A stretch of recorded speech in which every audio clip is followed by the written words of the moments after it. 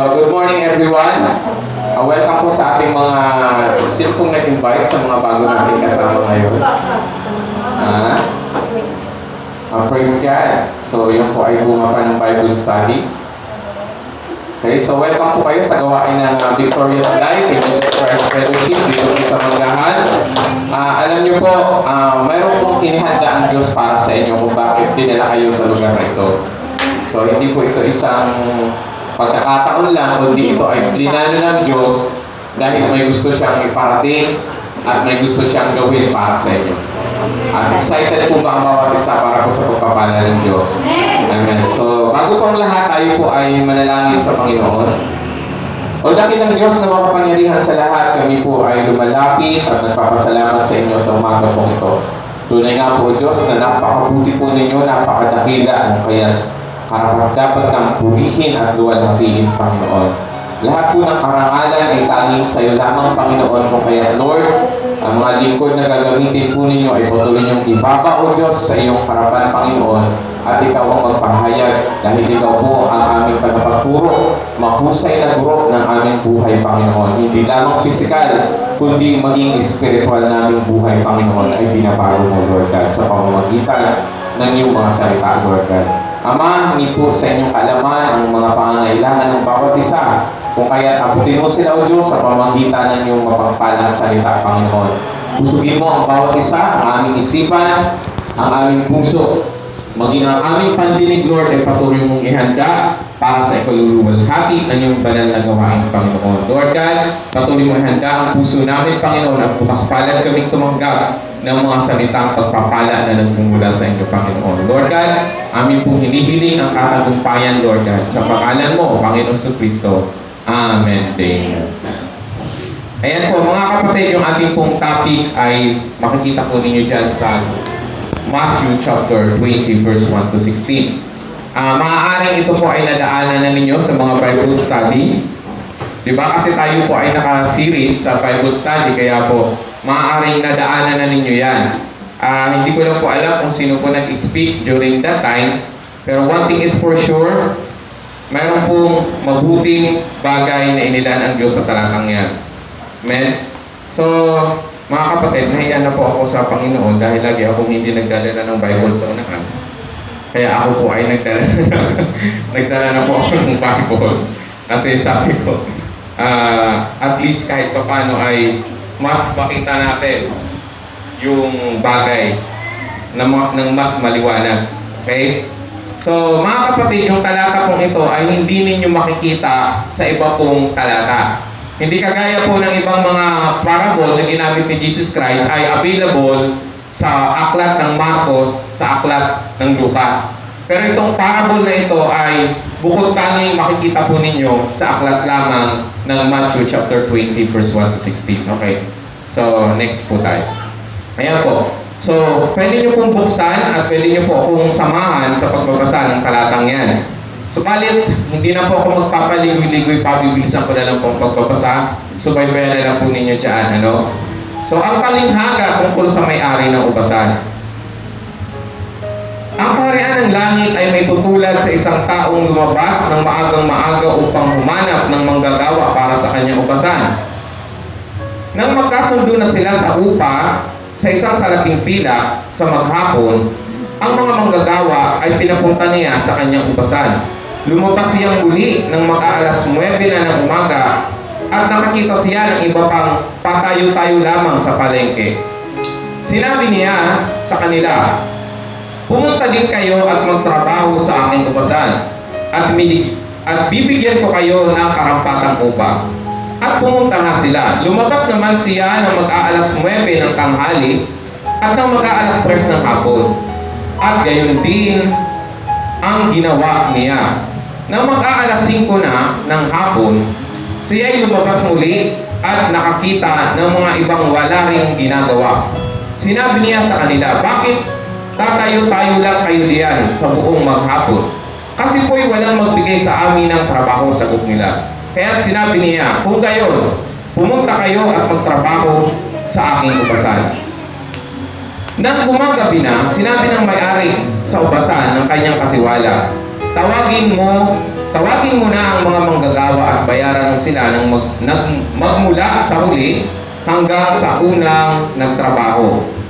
Ang mga nagsimula ng mag-aalas 5 ng hapon ay tatanggap ng tig-iisang salaping pilak. Nang lumapit ang mga nauna, inakala nilang tatanggap sila ng higit doon. Ngunit ang bawat isa ay binayaran din ng magkagayoy, nagreklamo sila sa may-ari ng ubasan. Sinabi nila, 1 oras lamang gumawa ang mga huling dumating.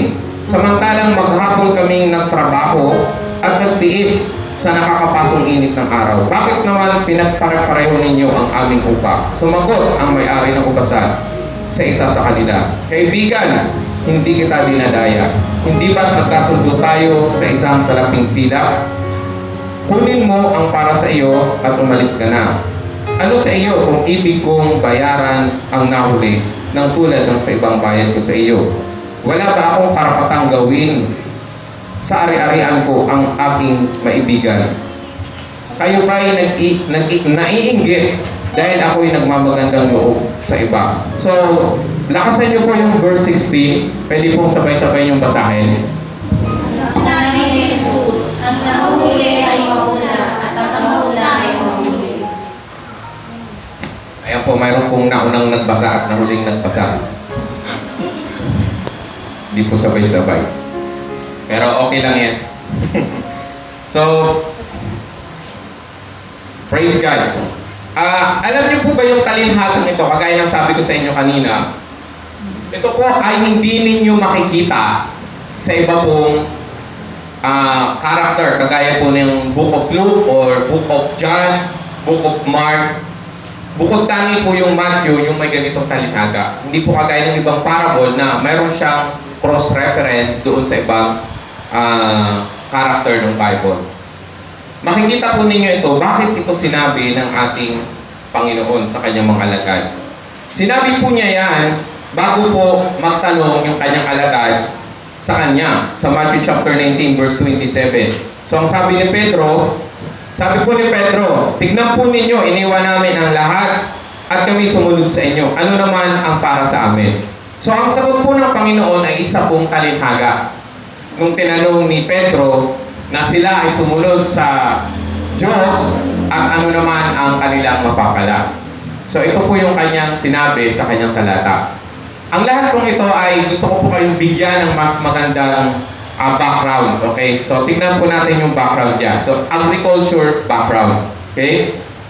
Ang agriculture background po, yung lugar na ito, mga kapatid, ay hindi po kagaya ng lugar natin na tayo ay mayaman sa lupang pinagtataniman. Hindi siya sariwa, hindi siya ganun kaganda tamnan. Ang agrikultura po nila ay pagninegosyo ng pagtatanim ng mustasa at saka trigo. Pero ito pong dalawang ito ay tinatanim nila dito po sa may pantay na lugar. Dahil yung lugar pong yan ay bulubundukin. Okay? So, dito po sa may matabang lupa, sa may malapit sa mga tubigan, ay doon sila nagtatanim ng trigo at saka mustasa. Okay? Yun po yung kanilang pangunahing agrikultura. At yung sa mga burol po nila, okay? Yun po yung kinocultivate nila para matamnan ng mga vineyard. Okay? Yung mga ubasan. Kaya kung makikita nyo sa picture na yan, para siyang hagdan-hagdan pala yan. Ano? Kasi kinocultivate nila, dahil sa mga bulbundukin na yan ay marami siyang bato. Ibig sabihin, hindi siya applicable talaga kung basta ka nalang tatanim. Kaya kung mapapansin niyo sa parable ni Jesus Christ dun sa maghahasi, ay may dawagan, may batuhan. Kasi mostly talaga sa lugar na yan ay puro mga bato-bato sa Pakistan area. No? So, ang ginagawa po nila dyan, pinapatag nila yung parang hagdan-hagdan pala, pinapatag nila yung burol at tinatanggal nila itong mga bato-bato, ginagawa nilang hagdanan yung bato at yung natitirang lupa, yun yung kanilang tinatamnan ng ubas. Okay? At nagtatanim sila by January or February kasi ito po yung preskong lugar. Okay? Ito po yung mapresko sa kanila at ito ang pagkakataon nila na makapagtanim at makapagpatubo ng binhi ng mga vineyard na ito. At pagdating po ng September, ito po yung kanilang harvest time. Kasi ito po yung init. Ano? The best harvest is the month of September. Mamaya sabihin ko sa inyo kung bakit. Okay? So, yun po yung kanilang agrikultura. At kung mapapansin po ninyo dyan, dito, sa mga pagkakataong ito, ganun sila namumuhay. Kaya, nung ang ating Panginoon ay nag-discuss sa kanyang mga alagad at nagsagot ng ganun, malinaw sa mga alagad na pinapatanaw sa kanila ng Diyos yung realidad. Yung tipong maiintindihan talaga nila. Dahil ito ay hinango ng ating Panginoon sa totoong agrikultura ng kanilang nasasakupan, ng kanilang pamumuhay sa kanilang lugar. Kaya, intindi po ng mga alagad kung ano ang tinutukoy dito ng ating Panginoon. Okay. Pangalawa po, doon po tayo sa economic background. Ano po itong economic background nila? Sa economic background naman, kagaya ng sabi ko sa inyo kanina, sila po ay best harvest nila is yung September. At yung best harvest ng September, may reason siya.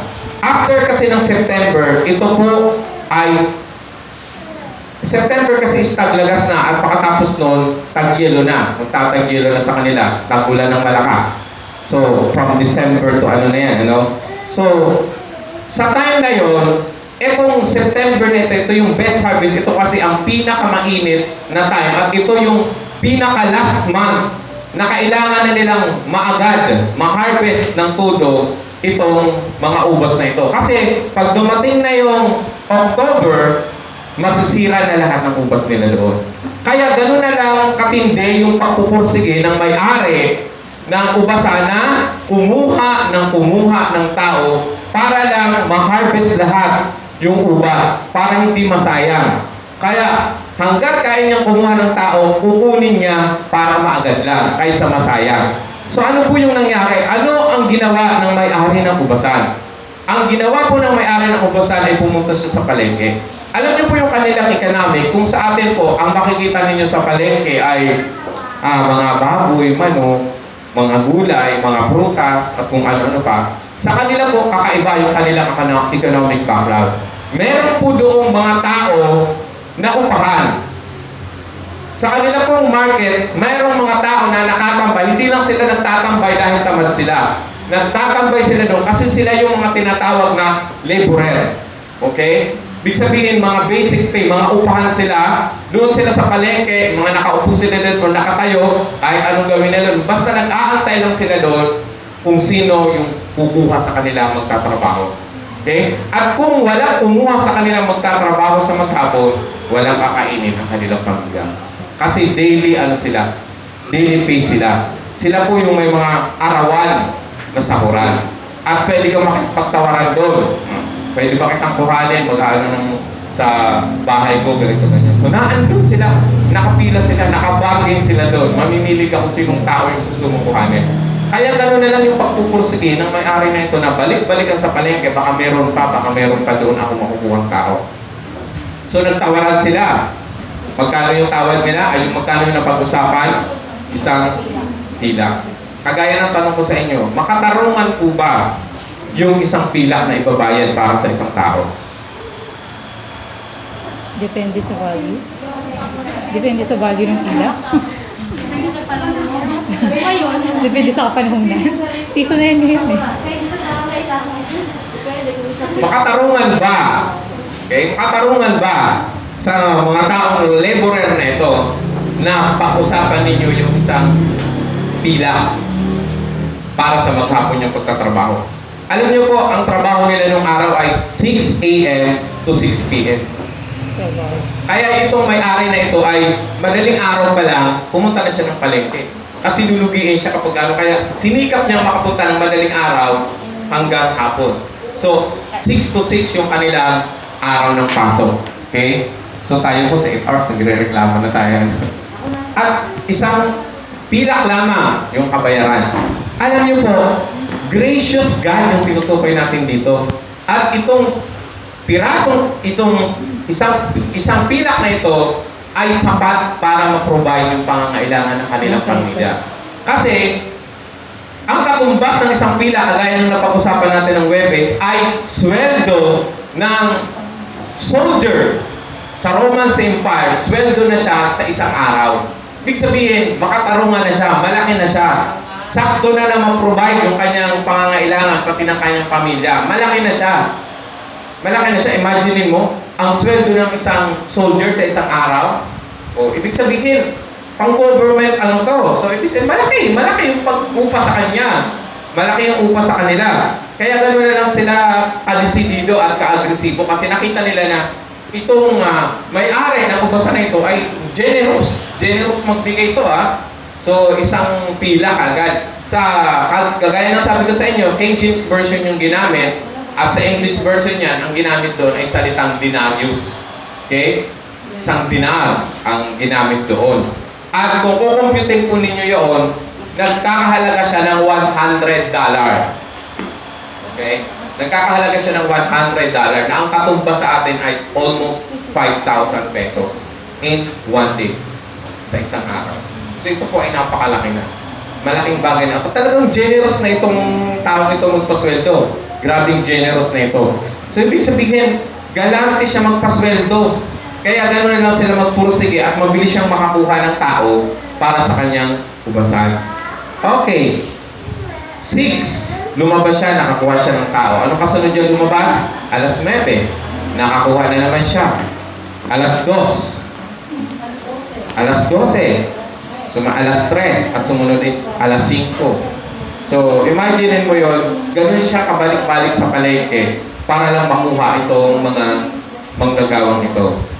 So, yun po yung nangyari at yun po yung nais ipatanaw ng ating Panginoon sa kanyang mga alagad kung ano yung realidad na nangyayari sa kanila. So, ang pagiging generous ng God na ito is napaka-malaking bagay po. Diba? So, bibihira po yung gano'n. Tayo po nagtatrabaho tayo maghapon at magre-reklamo tayo kapag kulang or nasobrang tayo sa oras. So, gano'n tayo agad magreklamo, gano'n agad tayo mag-react. Pero yung ginawa dito sa lugar na ito is talagang gano'n katindi yung kanilang pagsunod doon sa kanilang may-ari ng ubasan dahil nakita nilang napakagalante ng tao ito. At pagkatapos po noon, okay, so balikan po natin yung sa 18. So sabi diyan, nang kumagabi na, sinabi ng may-ari sa ubasan, ng kanyang katiwala, tawagin na. So tinawag na yung mga manggagawa at binayaran na sila doon sa kanilang mga pinagtrabahuan. At yung pinakahuli na dumating ay siyang unang binigyan ng unang bayad. Okay? At syempre, inakala nitong mga nasa huli na, wow, isang pila kaagad, isang denarius kaagad yung binayad, isang oras lang yun ng trabaho, from 5 to 6. Parang konting nga lang yun, nakipagchismisan lang yata yun, kumita kaagad ng isang pila, di ba? So, parang isang ikot lang yata yun doon sa kanyang ubasan. Pagbalik, uwian na, pero nakatanggap ng isang pila. So, excited sila. Kasi sabi nila, napaka-generous nito Kung yung isang oras ay binigyan ng ganito na kalaki, what if tayo pa, kanina pa tayong alas 6 nag-umpisa. So, ganun yung kanilang iniisip. Pero nagulat sila nung sila ay binigyan na. So, nung binigyan na sila, nakatanggap din sila ng tig-iisang pirasong pila. So, anong ginawa nila? So, nagkaroon sila ng pagrereklamo sa may-ari ng ubasan. Bakit? Kasi sabi nila, it's so unfair. Napaka-unfair naman. Imagine mo, isang oras lang ito nagtrabaho kami buong maghapon. Tapos, isang pirasong pilak sa kanila. Tapos sa amin, ganun din. So, tingin niya, napaka-unfair. Tingin nila, napaka-unfair ng buhay. Bakit ganun yung ginawa sa kanila?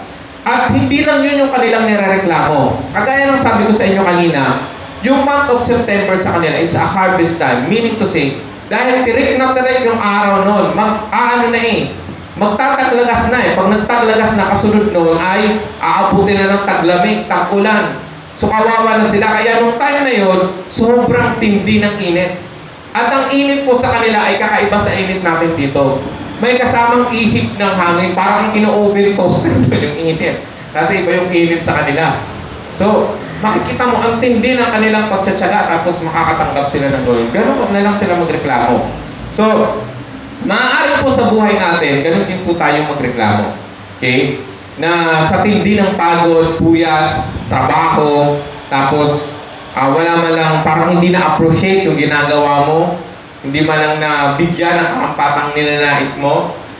So parang nagkakaroon din tayo ng pagrereklamo. Subalit sumagot ang may-ari ng ubasan. Sabi diyan, kaibigan, hindi kita dinadaya. Hindi ba pumayag ka sa isang salaping pila? Yan. So, kunin mo ang para sa iyo at umalis ka na. Ano sa iyo kung ibig kong bayaran ang nahuli ng tulad ng ibinayad ko sa iyo? Wala ba akong karapatan sa aking ari-arian? Diba? So, sabi ko dyan sa huli, ang nahuhuli ay mauuna at ang nauuna ay mahuhuli. Yung kontekstong pong ito, ang kasama po ng ating Panginoon ay mga Pharisees, crowd po ng tao at ang kanyang mga alagad. At isa po yung malinaw dito. Ang malinaw po dito is, ito ay dinaan ng ating Panginoon sa parable na kung saan mas maiintindihan nila. Kagaya po ng, sabi ko sa inyo, yung kanilang economic background and kanilang agriculture background. Bakit? Paano po ito naintindihan? Naisip po ito ng mga Pharisees. Dahil alam nila na sila yung tinutukoy ng ating Panginoon Jesucristo na naunang naglingkod. At nag-i-expect sila na kanilang makukuha sa kanilang paghaba ng kanilang paglilingkod. Sa tagal, ibig sabihin, maliit pa lang ang mga to, tinitraining na maglingkod sa simbahan. At nag-i-expect sila na sila yung mauuna o yung haharap o yung katabi ng Diyos. Dahil iniisip nila na ganito kami ka-close ng Diyos na ito. Dahil mga una pa kaming naglingkod kaysa sa mga taong ito.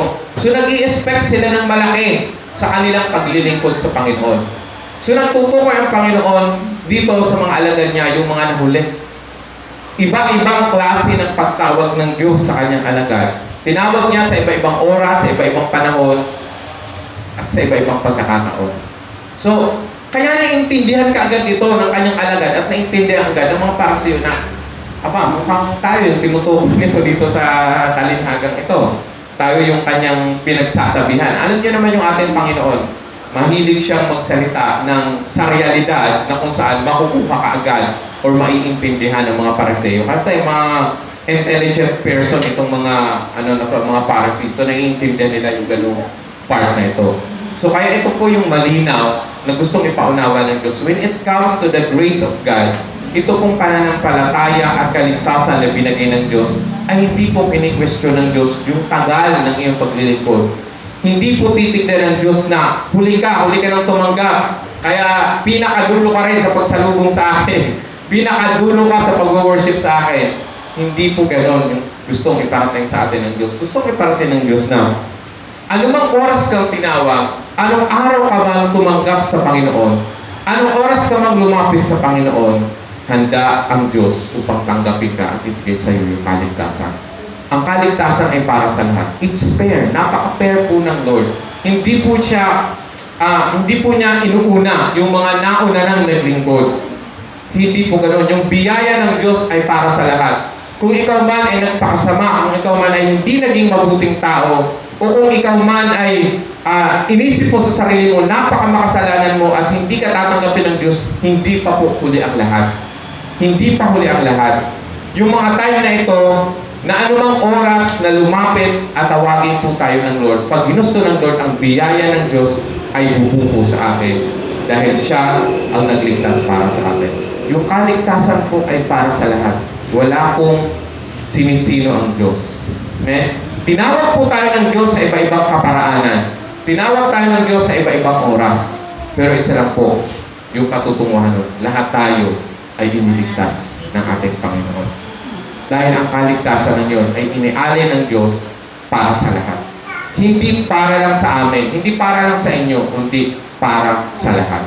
Kaya wala po tayong dapat ipagmalaki sa kanyang harapan. Wala po tayo dapat yung puso natin ay tapat at nais maglingkod. Hindi po tayo dapat nagpamalaki na mas malaki ang para sa akin or mas okay yung favor sa akin. Dahil at the end of the day, lahat tayo ay gumawa ang Diyos para sa atin, para tayo ay maligtas. So it's so very unfair na may mga tao na may makakausap tayo na parang feeling nila sila lang yung ligtas. Yung pag nag-share sila na Bahala ka, wala kang kaligtasan. Ganito, ganyan.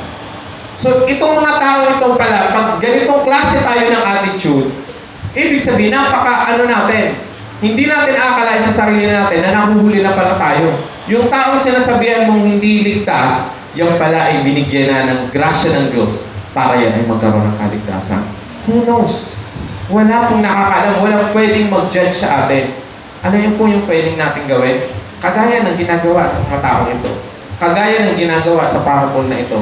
Puro na lang pong reklamo. Minsan ganun po tayo. Yung tipo na, pag nakikita natin na nagbibigay ang favor ng Diyos sa mga taong ito kahit hindi naman naglilingkod. Nagbibigay ang favor ng Diyos sa mga taong ito kahit masasama naman. Tapos tayo naman, naghihinanakit tayo na, ano ba naman to? Sila pa talaga yung sila patuloy yung walang problema, sila patuloy yung happy-happy, sila patuloy yung hayahay, sila patuloy yung blessed na blessed. Samantalang ako, naglilingkod ako, nagpapakapagod ako, pumupunta ako sa simbahan, tapos ang bigat-bigat ng nararamdaman ko, ang bigat-bigat ng sitwasyon ko. So minsan sinisilip natin yung kapwa natin dahil tinitignan natin, bakit Lord, bakit mas blessed sila kaysa sa akin? Samantalang naman ako naglilingkod para sa iyo. Bakit mas blessed sila, mas masama sila kaysa sa akin? Minsan nag-iisip tayo ng gano'n. Minsan iisipin natin na, bakit sa akin pa? Nag-serve naman ako sa iyo for how many years? Naging okay naman ako sa iyo. Pero bakit ang blessing para sa akin ay nawawala? Pero ang nasa kanila ay naantigan. Tandaan po natin mga kapatid, matuto tayong mag-antay ng para sa atin. Huwag tayong magreklamo, huwag natin silipin yung kapwa natin kung bakit sila binibless. Wala po tayo nun. Yun ang gusto ng Diyos eh.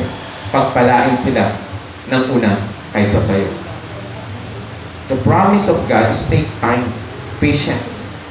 Antayin mo yung para sa'yo. Huwag mong pangunahan ang plano ng Diyos para sa'yo. Huwag mong silipin ang kapwa mo na naging mabuti ang Diyos doon. Dahil yun ay biyaya ng Diyos. It's a grace of God. Ito yung gusto ng Diyos, yung ibigay niya ng kanyang pagmamahal at biyaya sa taong ito. Kaya bakit po natin i-questionin kung ano ang gusto ng Diyos sa taong niya? Bakit natin i-questionin yung ating mga kapatira na pinagpapala ng Diyos samantalang ikaw nagpupursige ka, nawawala para sa'yo? Huwag po tayo gano'n. We are not at the call to workers of God kapag gano'n. So huwag po tayong maging mapanilip ng ating kapwa.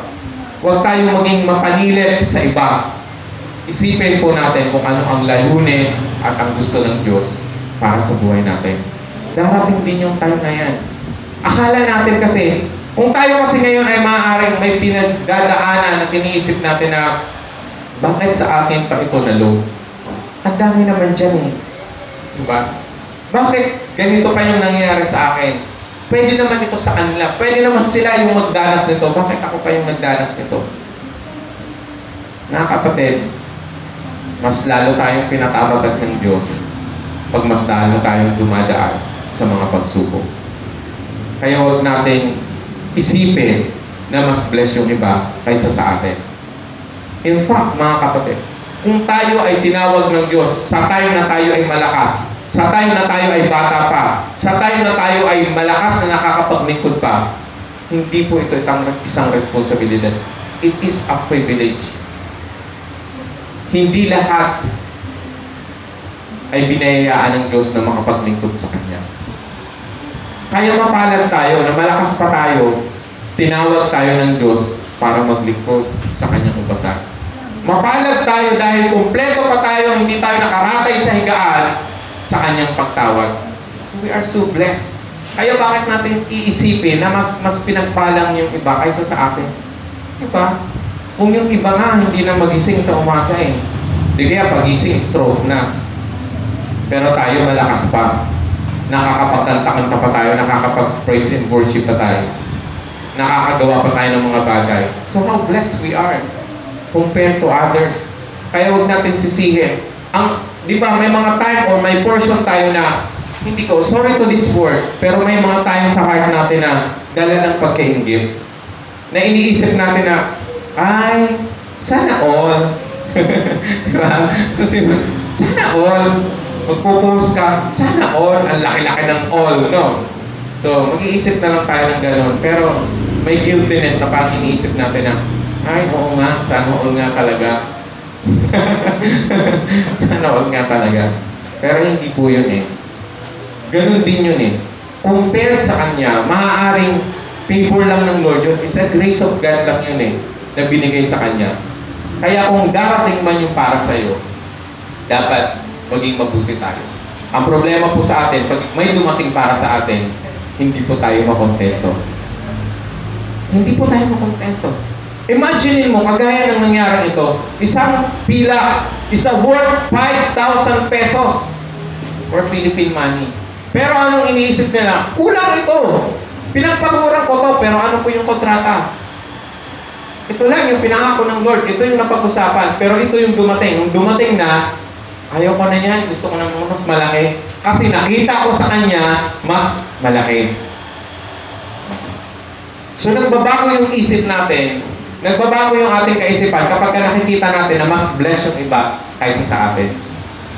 So parang iniisip natin na una, gusto mo lang tali-talito pa pala. Tapos nung kapitbahay mo, tali pa pawitindahan. Iisip ka na, ay, general merchandise na lang para sa akin, Lord. General merchandise ka na.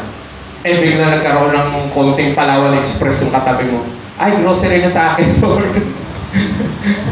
So, yung agreement po, gano'n naman yung usapan ninyo. Tapos nung time na nakikita mo, ang iyong mga kasamahan ay mas pinagpala na kaysa sa'yo, nadadown ka na at iisipin mo na, hindi. Dapat mas greater yung sa akin, Lord, kasi mas malapit ako sa'yo. Mas naglilingkod ako sa'yo. Hindi po gano'n. Hindi po tayo nakukontento sa kung ano yung binibless sa atin ng Diyos. Kaya po, may mga time na ako, pagdating po sa Facebook, minsan nagkakagulo kaming mag-asawa kasi siya mahilig magbasa. Ako naman, pag nagpe-Facebook, diretso lang yan, scroll lang yan. Diretso lang, wala pa pakialam. Gusto ko matapos agad. Gusto ko matapos agad yung notification sa akin.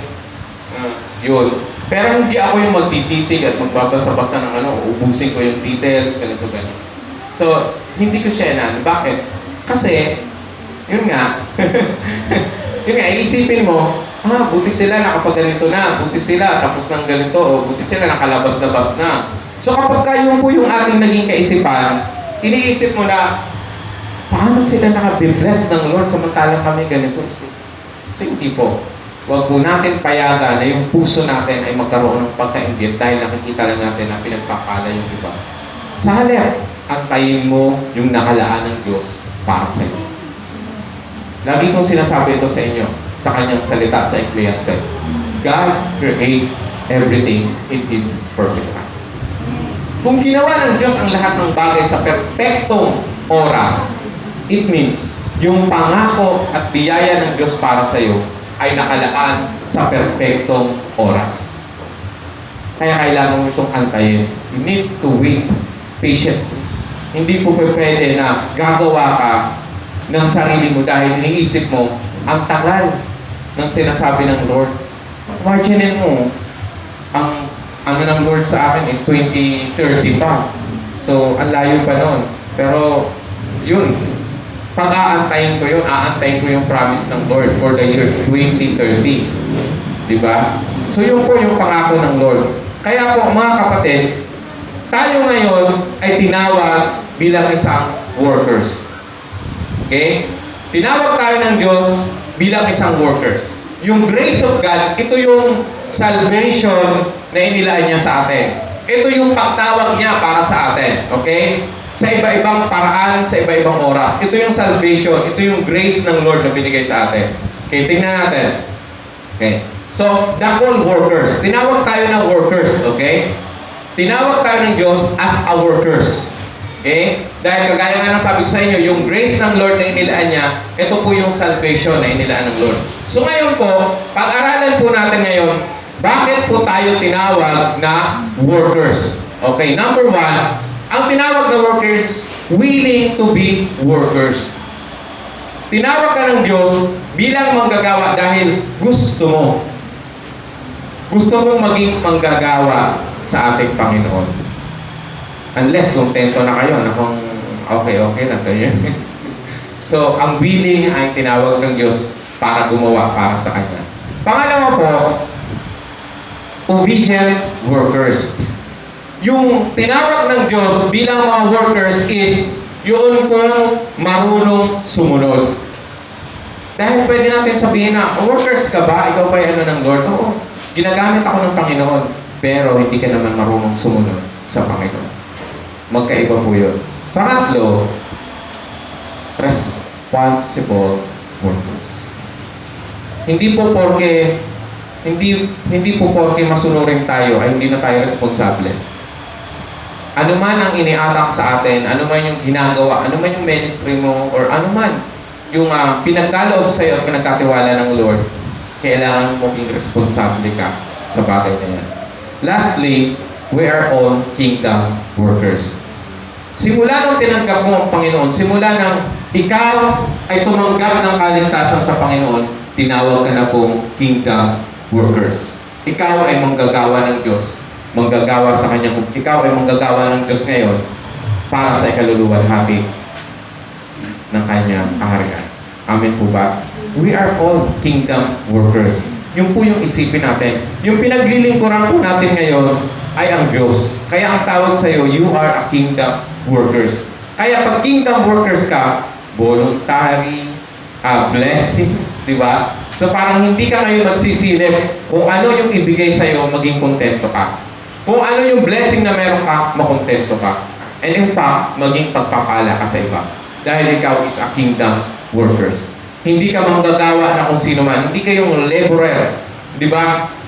Eh, alam niyo po ba, anong time na yon, ang laborer yung may pinakamababang uri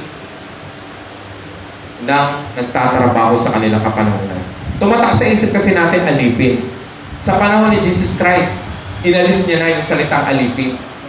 Yung mga alipin sa kanilang panahon ay may karapatan ng umuwi ng bahay. May karapatan ng pakainin ang kanilang pamilya. May karapatan ng magbigay ng pagpapala sa kanilang family. Pero yung mga laborer na yun na tinutukoy ng Lord, ito yung mga tao na kapag ka walang magkuha sa kanila bilang trabahador, walang kakainin ang kanilang buong pamilya. Kaya sa time na yan, mas blessed pa yung salitang alipin kaysa sa laborer. Okay, nakuha nyo? Pero tayo po, tinawag po tayo kingdom workers. Amen po ba doon? So kung kingdom workers ka, dapat hindi ka marunong mainggit sa iba. Kasi sabi ng Panginoon, pumunta siya dito at ginawa niyang lingkod yung kanyang mga alagad. Ginawa niya tayong lingkod. Ginawa niya tayong kingdom workers, hindi para paglingkuran, kundi para maglingkod. Dapat malinaw po sa atin yun. As a kingdom workers, dinala ka dito ng Diyos, hindi para paglingkuran. Hindi para maging boss. Hindi para maging matapang para sa iba. Hindi para ikaw yung maging siga, kundi para ikaw ay maglingkod sa iyong kapwa. At kapag ginawa mo yun, you are a kingdom workers. Okay? So mahirap kasi yun na tayo, nasasabi natin, we are kingdom workers, pero yung heart natin, yung puso natin, puno ng pagkainggit na, wow, sila mas marami silang, mas binibless sila ng Lord, samantalang kami, ganito na, eto lang, loaded ako, so hindi po tayo gano'n. Naglilingkod tayo sa Diyos dahil mahal natin ang Diyos bilang magkagawa ng Panginoon. Amen.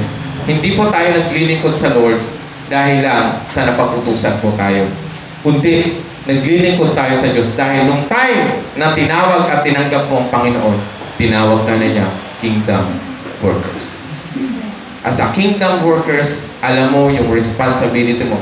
Alam mo na dapat mag-obey ka. At alam mo nakahanda yung puso mo na maglingkod sa Kanya. Dahil napakahirap maglingkod sa Diyos na mabigat yung puso. Napupunta yun sa responsibilidad. Naaakot mo lahat. Yes, it's a part of your responsibility. Yung accountability mo.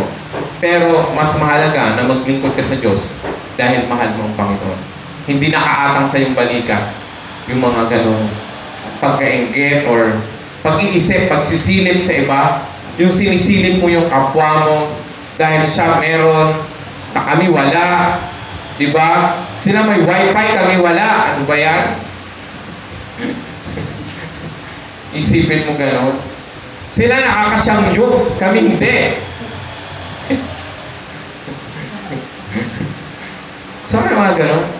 Sila nakakapag-Koreana na riban, kami hindi. So pag kinumpare natin yung ating sarili sa iba, madadown ka, mawawalan ka ng pag-asa at tiwala. Mawawalan ka ng confidence at hindi ka makakapaglingkod ng tama. Malulod lang sa'yo lahat. Sila may forever, kami wala. Sana all, sa Valentine's, gaganon-ganon pa tayo. Daming mga hugot sa Facebook, ha? Puro Valentine yung tinutukoy. Tapos nakalagay, sana all. Guguluhin ko yan. Bigla niyang guguluhin.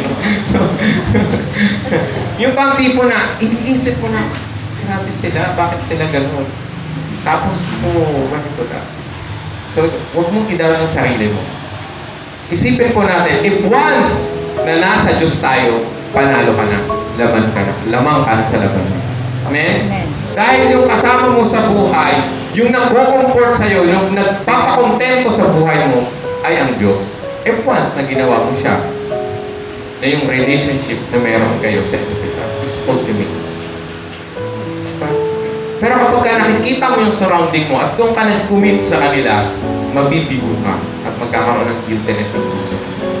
Iisipin mo na sila ganito, ganyan. Every time na makikita mo meron sila na wala sa'yo, makukulangan ka na. Pero kapag ka nasa Diyos ka, sabihin, panalo ka na. Mas masarap kasi magmahal sa Diyos kumpara sa tao. Kasi ang Diyos hindi ka iiwan. Ang tao, iiwan ka lang yan. Diba? At the end of the day, sasaktan ka lang yan. Hindi yan magbibigay sa'yo ng ultimate na forever kanyang mamahalin. Ano niyo po, mga kapatid? No? Ang unang-unang binibigay ng relationship ninyo sa mga loved ones ninyo is stress. Hindi naman. So, katoon naman, hindi naman stress. Pero mga kapatid, kagaya ko na sabi ko sa inyo, mas masarap maglingkod at magmahal sa Diyos. Kasi makukomportable ka, makukomfort ka. Kahit mag-isa ka lang, if once na kinomfort ka ng Lord, mafe-feel mo na hindi ka nag-iisa. Eh, hindi ka pala nag-iisa, meron pala akong kasama. Actually, kung hindi nyo pa ito nararamdaman, kung gusto nyo maramdaman, ngayon hindi ipaparamdam sa inyo ng Diyos yan. Kung feeling nyo yung heart ninyo is komportable, hindi kayo komportable, kung feeling ninyo na parang wala akong pag-asa, parang hindi na ako, or may ganito sa puso ko na hindi ko mailabas. Alam nyo, kung gugustuhin nyo ngayong oras na ito, ngayon sa pagkakataong ito, kaya ng Diyos na pagugin mo lahat. Amen. Kung gusto mo ng pagmamahal ng Diyos, ng biyaya ng Diyos, gusto mo maranasan yung totoong pagkilos ng Diyos at pagtawag, pwedeng ibigay sa'yo ng Diyos yan ngayon mismo. If once na seryoso ka at desidido ka na mangyari sa'yo yun. Amen po ba? Amen.